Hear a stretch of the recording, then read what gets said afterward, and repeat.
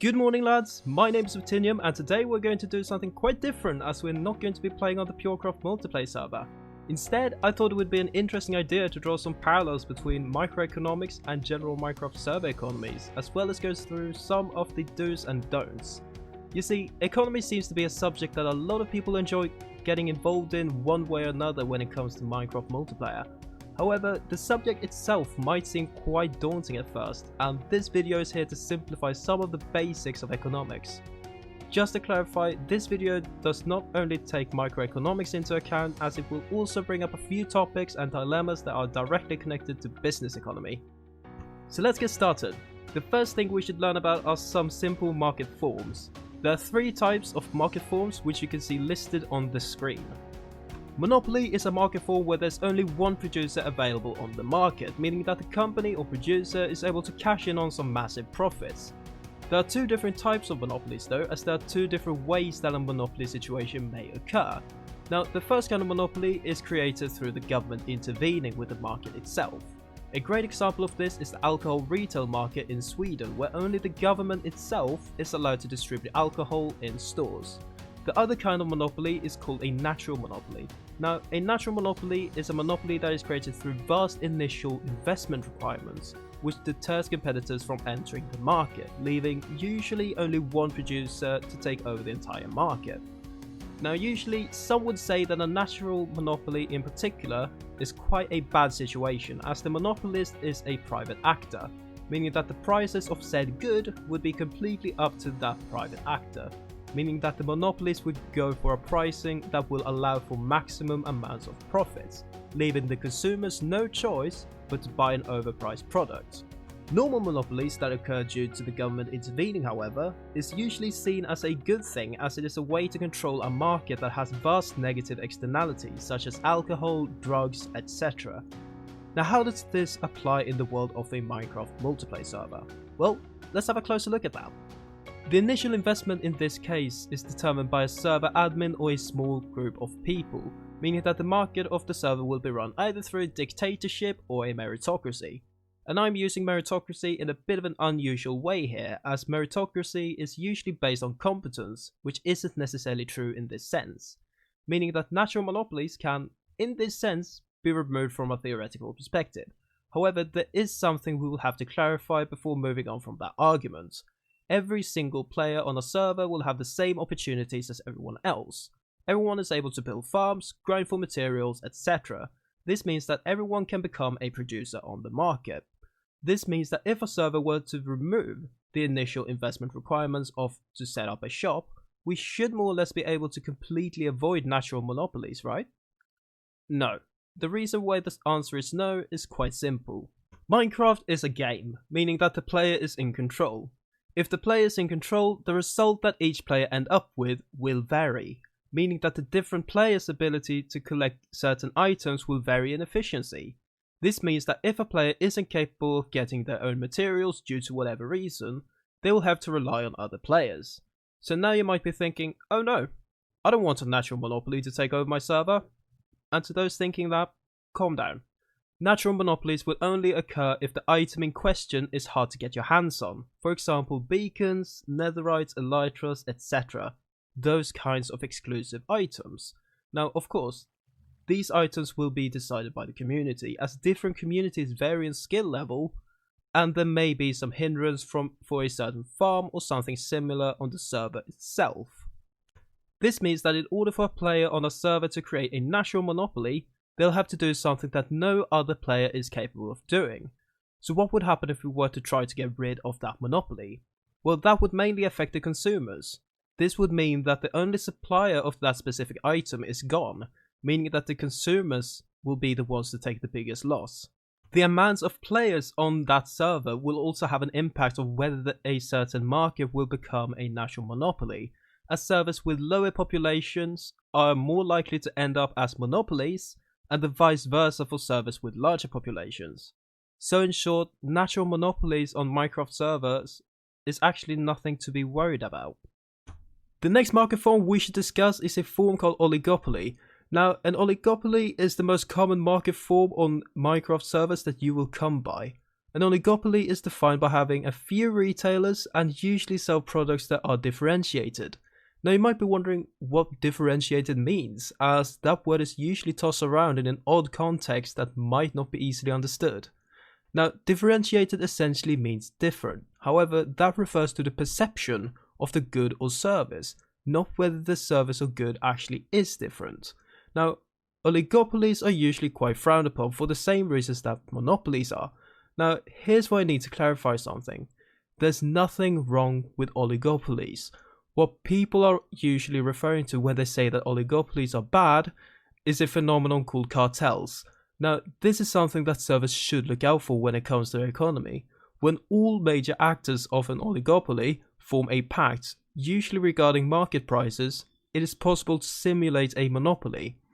This way, an oligopoly can take the advantage of the lack of competition, which will ultimately affect the consumers, which in this case of a Minecraft server, is the players that aren't skilled or patient enough to get the items themselves. The third form is called perfect competition, which in this case is completely irrelevant. Perfect competition is defined by massive amounts of producers competing with each other, which will rapidly force the entire market into its equilibrium. Now, just to clarify, the market will always be able to reach its equilibrium as long as there's competition, even in oligopolies. However, the speed of which it does is completely dependent on how harsh the competition is, meaning that perfect competition will of course move toward the market equilibrium at a much faster pace than an oligopoly. And after all that, you might wonder, what is the equilibrium of a market? Well, it's the point where the D curve or demand curve meets up with the S curve or supply curve. Now, this is a bog standard market that shows the equilibrium. Let's go through what this means. Now, as the price increases, the amount of consumers willing to buy said good will decrease at the same time as the amount of producers willing to sell, so that price will increase. Now, a market that has competition will always go to the point where these two lines will cross one another.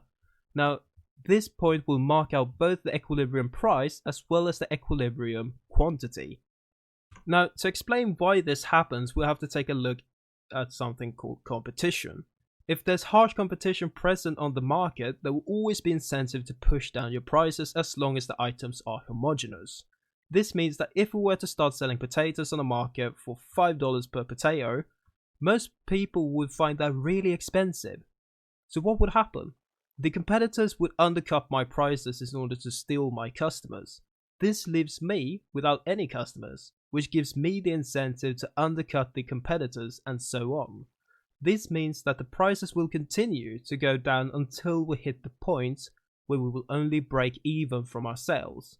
This is why the equilibrium is always the same as the production cost of that good. Right, let's move on.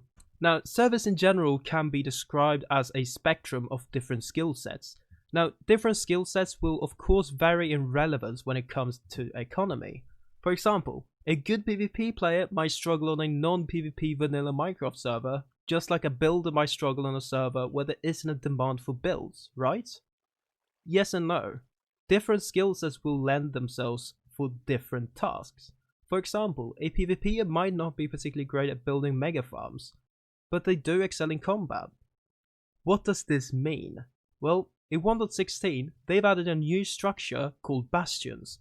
Now, the bastion as well as the nether itself has a much higher difficulty level than it did before, meaning that if you excel in combat, you'll most certainly have a much easier time to get the items from the bastions as well as get the general nether items, which will most probably go for quite a pretty penny. So, are builders that have no technical friends screwed? No. If you don't know how to build farms and you can't follow tutorials on YouTube, you can still make some money. What are the characteristics that technical as well as combat oriented players usually prefer to skip? Well, getting materials that aren't auto farmable, getting sand, sandstone, dirt, netherwort and all other items that can't fully be automated by farms. So there will always be a way to compete with the market itself. Now, since we don't really have an option to differentiate our products alone, the most common way to compete on the market is to lower your prices. However, this is a dangerous thing to do. getting materials in Minecraft doesn't actually have a direct cost. You go out and you get it. You set up a farm and there you go. Infinite resources. However, something you might not have taken into consideration is the alternative cost. Now, the alternative cost is essentially the loss of potential profits doing something else. So the question in that case will become, is this more efficient if I just go out and mine for diamonds instead of AFKing at this farm? If it goes to the point where it's more beneficial to just go out mining for the diamonds and completely skip out on trading interactions, then the market has collapsed, which can happen in a lot of cases, which is a clear and fundamental difference between microeconomics and Minecraft server economics. The equilibrium in microeconomics will equal the production cost of that specific good. However, since most people think they're getting items for free in Minecraft, it's possible to assume that the market equilibrium will be zero, aka everything is free. However, this is completely and demonstrably false. Now, a natural thought that might be going through your mind might be, well, why don't we just cap the prices and create an interval where the prices can't get out of control? Now, in order for us to understand why that doesn't work, we have to take a closer look at these following concepts: diminishing marginal utility and rationale. Now, you've most probably heard of utility or utils, and it has been briefly discussed in one of the Odd One Outs videos. Utility or utils is the personal evaluation of a certain good, service, resource, state of mind, you name it. Now, an example that my professor brought up at my first lecture of microeconomics was the buffet example. You walk into a Chinese all-you-can-eat buffet. Now let's say you love a certain dish, egg rolls. So you sit down and you're starving. You have one egg roll and you love it. It's delicious and your stomach doesn't hurt as much due to your extreme hunger. You have another and you enjoy it. Not as much, but you enjoy it. You go for a third one and you eat it. Same thing there. You enjoyed it but not as much as the last one. You decide to go for an additional egg roll, and after that you're full and at a comfortable state, both physically and mentally. Now you decide to have one more.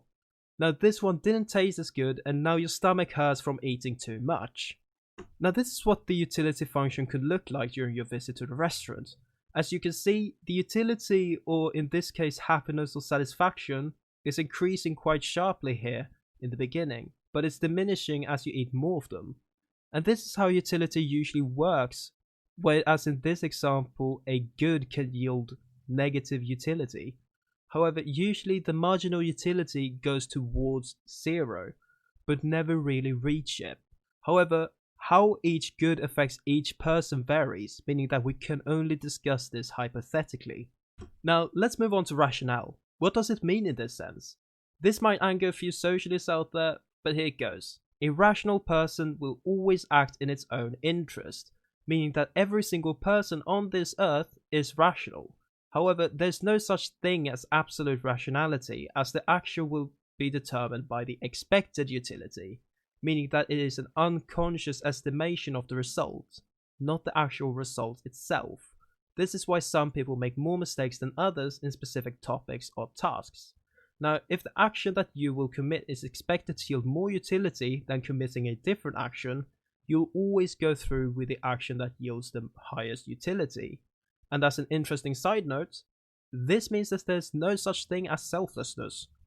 Now, this can obviously be applied to trading, as if you're willing to pay a specific price for a certain good, you're still being rational, regardless of the price. The exact same thing goes for the retailer. If the retailer is willing to sell their good at an incredibly low price, then it's still a rational decision. Let me explain.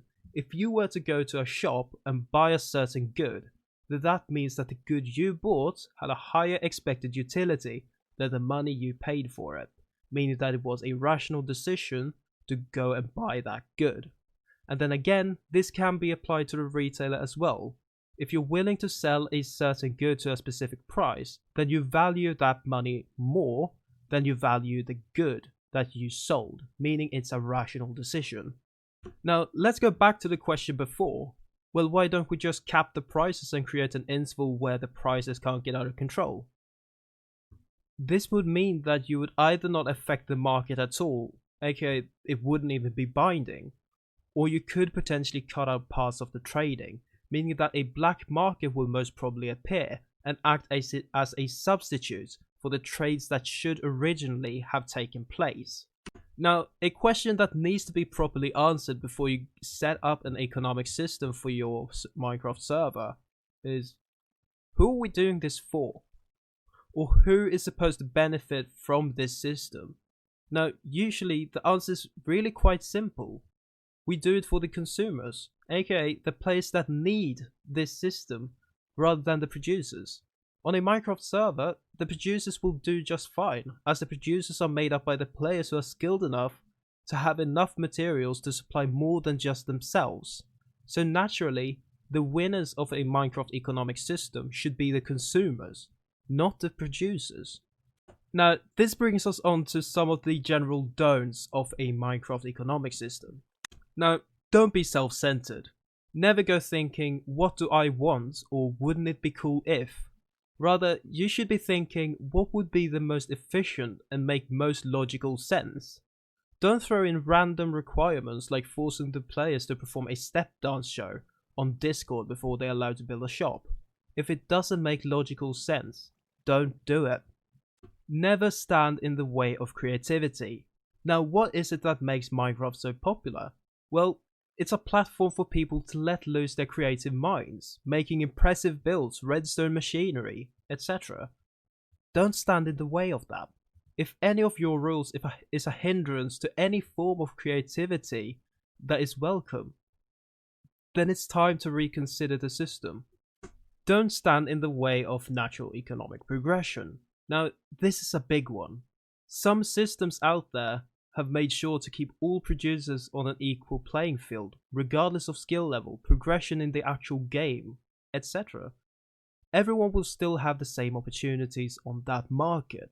Now, you might be wondering what such a system would even look like. Now, usually it's a restriction of how many items you're allowed to sell in a certain time interval. For example, you're not allowed to sell more than one elytra per day. There are a ton of different ways that this mentality might manifest itself, but it always leads to a scuffed and inefficient system. Now, this is a major one as well. Don't have your economic system go live without thinking it through. A system may want to change some small details here and there, but if you push through several major changes at once, the system will fail and get even more inefficient than it already was. If you want to know why, Google reconstructing organization cons. It will all be there. Rushing a system. Some of the weirdest and most illogical economic systems you'll find will be the systems of smaller servers. The reason this is that smaller servers are usually really improvised in general, meaning that the economic system for those servers usually share that. However, some of those servers still launch a system just to get the market going, usually in the form of a shopping district or sometimes a plugin. Now, let's go through some of the most popular ways that these don'ts might be manifested in different situations. Now, quick disclaimer, usually a flawed system has more than just one of these traits. So some of the examples will cover more than one of the traits. Example number 1. Waiting period for setting up a shop. I'm quite sure you've seen this pop up whilst searching for a server to play on. Now, depending on the server, this could potentially make sense. This is a way for servers with larger populations to make sure that players don't just set up a shop and then leave the server, leaving a clutter of unused shops. However, this is not even close to becoming a problem if it's a smaller server, and even less so if the server is whitelisted. Now, this situation has 1 to 3 traits depending on the server. If it's a small and whitelisted server, it's guilty of having 3 of the don't traits. Which is, number 1, it doesn't make sense. 3, stands in the way of the natural economic progression, as well as number 4, having your economic system go live without troubleshooting it. If it's a larger server that utilizes this system, it's only guilty of 1, which is number 3. Don't stand in the way of the natural economic progression. However, according to some, this can be argued to be one of the exceptions of trait number 3. It might fuck over the economy, but it may potentially be better for the server. Example number 2. Malls or pre-planned shopping districts. Now this might be a tricky one, because this may very well be guilty of having all the don't traits. However, it could also work out fine if it's planned well enough. But one trait it's guaranteed to have is standing in the way of creativity. Putting items in chests and leaving isn't particularly fun, is it? Or having to work within a specific square to build your shop isn't particularly nice. Adding limitations like this is a great way of making the server economics a task rather than a fun interaction. And just as a side note to that last example, having this as an option is not a bad thing, but forcing all players to commit to only a small shop in a mall is not a great idea. Limiting the portfolio of items. If you set up limits of what's allowed to be sold on the market on the server, you're standing in the way of creativity. For example, having 2 items that are not allowed to be sold in the same shop. This has 2 different effects, reducing efficiency of the market as well as standing in the way of creativity. And this goes back to the ultimate question I mentioned before. Who are we doing this for? Because if you went into a shop with quite a diverse shopping list, would it be efficient if you'd have to go to 5 different shops, spread out in the shopping district, just to be able to buy the things you needed? No, it wouldn't really be efficient for anyone. Also, this means that several business ideas wouldn't be possible. For example, a shop that sells bundles like a beacon set, terraforming set, redstone sets, etc. Meaning that this limitation is a hindrance for creativity in the form of business plans as well as business ideas. Now let's go for a couple ways to know whether your economic system is well put together or not. A great way to check if the system is well made is to check whether there are any loopholes. If there are loopholes, the system will need some reworking. Now you might be thinking, what happens if I can't find any loopholes? Is it ready to go? Is it a good system? Not necessarily. This is a great opportunity to check with other people, thus adding diversity to the thought process. And with diversity, I mean minds that don't always go in the same direction in terms of thought. Having 5 people that are the same kind of player and that are all equally incompetent will not add much. But if you add multiple people with different and relevant knowledge as well as different play styles, it will definitely help out finding inconsistencies. So to sum up the entire video, don't add rules unless they are completely necessary from a logical standpoint, aka keep it minimalistic. If you follow that advice, you should be able to come up with a system that works well. But that's pretty much it for now. I hope you guys enjoyed this slightly weird and random video. If you did, please leave a like and subscribe and comment if you'd like to see more videos like this. But that's pretty much it for now. Have a good one.